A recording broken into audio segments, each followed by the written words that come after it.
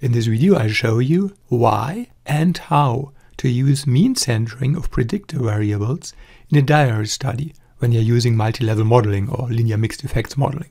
So first we look at why you should use a specific type of mean centering if you run a diary study, and then how exactly to do that and how to interpret the results. So why? Let's look at a typical diary study. We have on level 1 the measurement and on level 2 the person. So we have measurements nested within persons. Therefore we use multi-level modeling or linear mixed effects modeling, and we have one or more predictors on level 1 and maybe, not necessarily, but maybe one or more predictors on level 2. And we have an outcome variable on level 1. And for each of those three types of variables, we will look whether we should mean center or not. For the outcome, please don't center the outcome variable. Especially don't person mean center the outcome variable, because by doing that you would lose all information about differences between persons. When it comes to level 2 predictors, you have a choice. You may mean center, but you don't necessarily have to mean center. If you're using mean centering, then you're using GMC, grand mean centering, that is centering with the overall mean of the sample. If you're working with interaction terms in a moderation analysis, then you should mean center. So there it's basically not optional, because in interactions with moderation analysis, mean centering is superior because it's easier to interpret the results then. Now the crucial point, level 1 predictors. And here mean centering is very important for covariates. Not for the predictor time, but for other level 1 predictors. And I'll show you why. Let's take a simple example. We have a diary study where we want to analyze the effect of physical activity on the heart rate of the person. And let's say we measure that a couple of times a day. So a couple of times a day the person has to answer a question about their physical activity and the heart rate is measured. And what we want to see, what is the relationship between those two variables? So both are measured on level 1. What is the relationship? What do you think? Well, the answer is, it depends. So this is our model. We have a level 1 predictor and a level 1 outcome. But even though this predictor is measured on level 1, it contains level 1 and level 2 information. That is, within information and between information. The level 1 effect, the within effect, at times when you're more physically active, you will have a higher heart rate. When you're running, you have a higher heart rate when you're sitting on the couch. But that's not all. There's a level 2 effect, a between effect as well, because persons with a higher average level of physical activity tend to have a lower heart rate.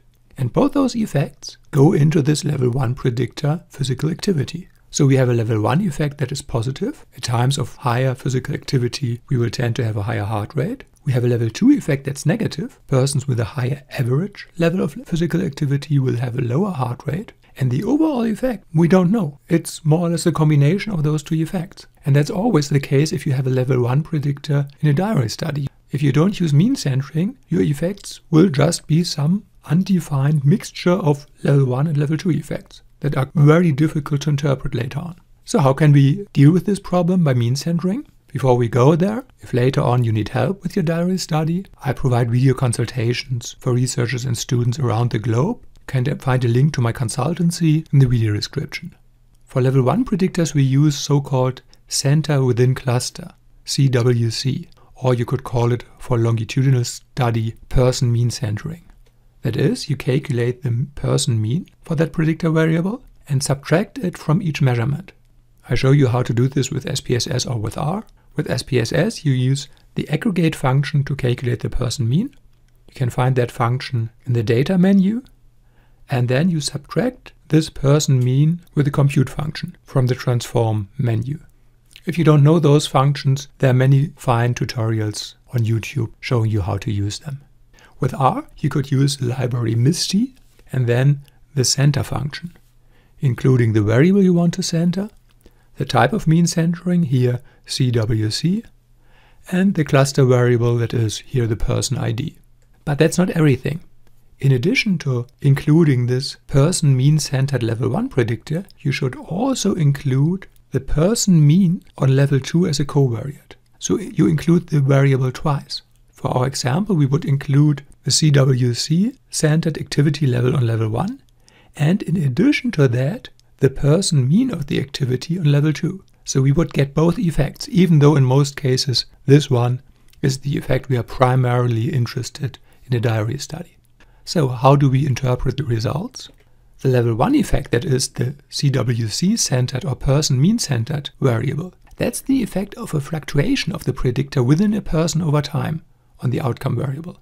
Whereas the level 2 effect, where you include the mean of the person as another covariate, that's the effect of differences in the average value of the predictor between individuals on the outcome variable.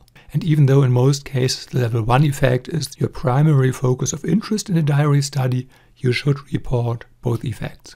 And a possible source for that would be Curran and Bauer from 2011. Short summary: you should center within cluster level 1 covariates, and in addition to that include the person mean of those level 1 predictors as level 2 covariates. Centering for level 2 predictors is optional, and you should not center outcome variables. Thanks for watching and see you in the next video.